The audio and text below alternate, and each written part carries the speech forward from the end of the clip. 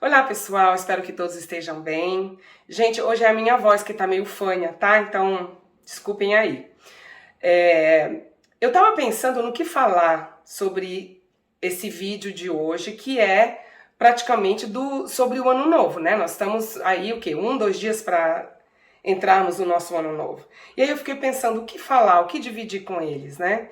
Eu comecei a botar no papel as coisas boas. Só assim, experiências, coisas que me marcaram, principalmente nesses últimos 3 anos. E aí eu comecei a escrever, colocar, né? Relembrar as coisas. E aí eu vi, gente, é tanta coisa, foi tanta coisa que eu vi, que até eu fiquei surpresa. Eu falei, poxa, dá para enxugar, falar de algumas coisas só e dividir isso com vocês. Tá bom? Afinal, ruins da pandemia e de tudo que nós estamos vivendo, isso a TV e o jornal eles já fazem muito bem, com muito profissionalismo. A gente não está precisando disso agora. Então vamos lá, eu gostaria de dividir essas experiências com vocês, tá bom?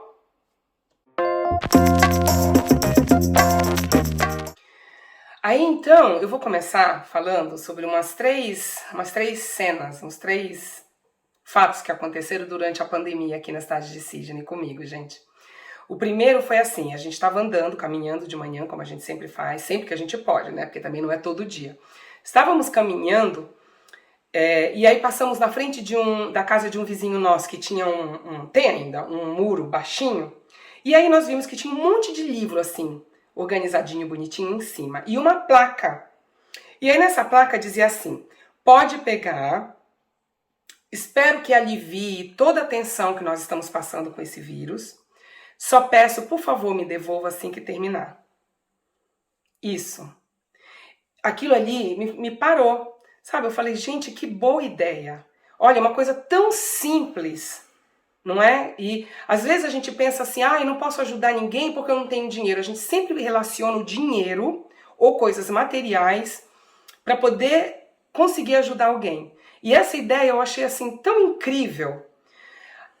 Depois dessa, eu lembro de uma outra, eu não me lembro se foi no Facebook, eu vi um pôster, eu vi uma postagem, preciso checar as palavras que eu falo. Uma postagem assim, o número do telefone e o nome de uma moça. E aí ela escreveu assim, se você precisar conversar, se você achar que expressando os seus sentimentos pode aliviar a sua agonia, a sua dor, pode me ligar. Quem sabe apenas uma conversa, um papo, não vai lhe fazer se sentir melhor. E foi isso. Pode me ligar a qualquer hora. Eu achei incrível, incrível. Falei, nossa, nessas horas que a gente vê como as pessoas têm mais ideias, e às vezes até eu me sinto assim, poxa, por que eu não pensei nisso antes? A princípio, não me assustou muito, mas depois eu fiquei pensando, eu falei, gente, se isso fosse no Brasil, ou até mesmo em português, não sei se a gente ia ter coragem de fazer isso, né? A gente ia logo achar que, estão querendo pegar algumas informações, ou não sei, de alguma forma nos agredir, ou seja, pegando as nossas informações, o número do nosso telefone, enfim. E aquilo me chamou a atenção. E eu falei, poxa, são umas coisas assim que parece que a gente vê quando a gente está num país onde tudo é melhor. Não é? Essa é a sensação que a gente tem, e que parece que ninguém no país mais pobre teria condição de fazer isso, que eu acho que é até errado, mas enfim.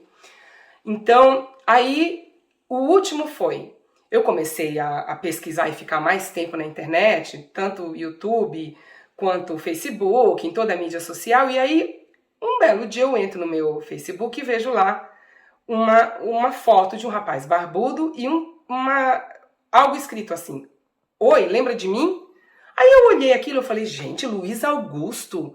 O Luiz que eu lembro era meu amigo na época que eu era adolescente, na época que eu tinha, sei lá, 17, 18 anos. Pois era ele, minha gente. Me achou. Aí veio a Elaine, que a última vez que eu a vi, acho que eu tinha 21 anos de idade. E aí pelo WhatsApp veio a Maria do Carmo, Mary, minha amiga. Na época que eu tinha o quê? 16? A gente era menudete. As cinquentonas sabem do que eu tô falando, menudete. Gente, então, beijo pra vocês 3, gente. Estamos juntos, viu? Muito feliz de ter vocês de volta na minha vida.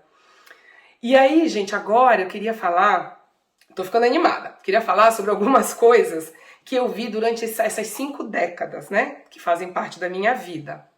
Bom, nos anos 70, quando eu era muito pequena, eu não me lembro de muita coisa, mas tem uma cena que sou eu na minha piscina, no hotel em que a gente morava, e aí passeando, vendo os meus macaquinhos, os meus bichinhos, que nós tínhamos um mini zoológico. Olha que privilégio que eu tive. O meu pai era gerente de hotel, e naquele hotel, enquanto eu era pequenininha, com aquela idade, nos anos 70, eu tenho essa imagem ainda. Tenho fotos aqui em casa, claro, mas do zoológico eu não tenho nenhuma foto, só na minha cabeça mesmo. Bom, aí dos anos 70 pra cá eu falaria do quê? Falaria do show do David Bowie que eu fui, que eu não me arrependo, e eu lembro que foi assim. O meu chefe me pagou o meu salário em cheque. Eu peguei o cheque, fui pra bilheteria, peguei o ticket e me deram uma diferençazinha em dinheiro. Essa diferença eu paguei o táxi para voltar para casa. Então eu fui sozinha, não tinha ninguém para ir naquele dia. E na mesa que eu sentei, era uma mesa que tinha várias cadeiras e cada cadeira o seu número. Então na minha cadeira, na minha mesa, tinham várias outras pessoas e uma delas era a Fernanda Torres, Fernanda Montenegro e Fernando Torres. Eu lembro de eu pular com a Fernandinha, mas a gente pulava, a gente gritava, porque as duas enlouquecidas pelo David Bowie, que eu também nunca vou esquecer. Afinal, ele não tá mais aqui com a gente, né? Lembro também do Charlie Chaplin, quando eu descobri que o Charlie Chaplin morreu no ano de 77 aos 88 anos. Portanto, eu estava com 6 anos de idade, ou seja, para mim, o fato de eu ter tido 6 anos, dividido o mesmo planeta com um dos artistas que para mim até hoje não tem ninguém igual, é motivo para celebrar. Depois disso, eu lembro que, obviamente, a minha viagem para o Brasil, para a Austrália, onde aqui eu tive toda essa oportunidade de poder viver da minha profissão, coisa que eu acho que se eu estivesse no Brasil ainda hoje como educadora infantil, sozinha, talvez se eu tivesse casada tudo bem, mas se eu tivesse sozinha, muito provavelmente eu não ia ter condição de alugar uma casa, ter um carro, nada, como é a situação que eu vivo aqui, não é? Então, eu sou muito grata por todas essas oportunidades que eu tive na vida. E, claro, antes de vir, não posso deixar de falar de ter assistido o parto natural da minha afilhada, gente. Que é uma das coisas que, assim, eu jamais vou esquecer. Eu não tive condição de tirar nenhuma foto, porque a gente não podia levar máquina na época. Não existia celular na época, acredito. Não existia, sim, mas não podia. E assim, o tanto de emoção que eu sinto só de falar, de lembrar de tudo aquilo que foi assim, ao mesmo tempo maravilhoso, assustador, bizarro, principalmente na hora que os dois corpos se desconectam, que é quando a minha afilhada sai, né, da minha amiga, aquilo assim eu jamais vou esquecer. E então, agora para terminar, só para acrescentar um também que me toca muito até hoje, eu acho que foi uma das coisas assim mais incríveis recentemente que eu descobri com as minhas pesquisas e tudo mais, e se vocês não sabem, né, é o estimulador epidural, que é um recurso científico para ajudar os paraplégicos e os tetraplégicos. Então hoje, dependendo dos casos, já existem pessoas utilizando esse estimulador, é um sensor que é inserido na coluna do paciente, no caso, e ele com uma espécie de campainha, ele aperta o botão, o sensor faz a estimulação e aí ele começa a ter os movimentos. O corpo começa a responder o cérebro. Então eu vou deixar um videozinho falando sobre isso e aí eu volto então para dar um tchau. Tá bom, gente? Assistam aí.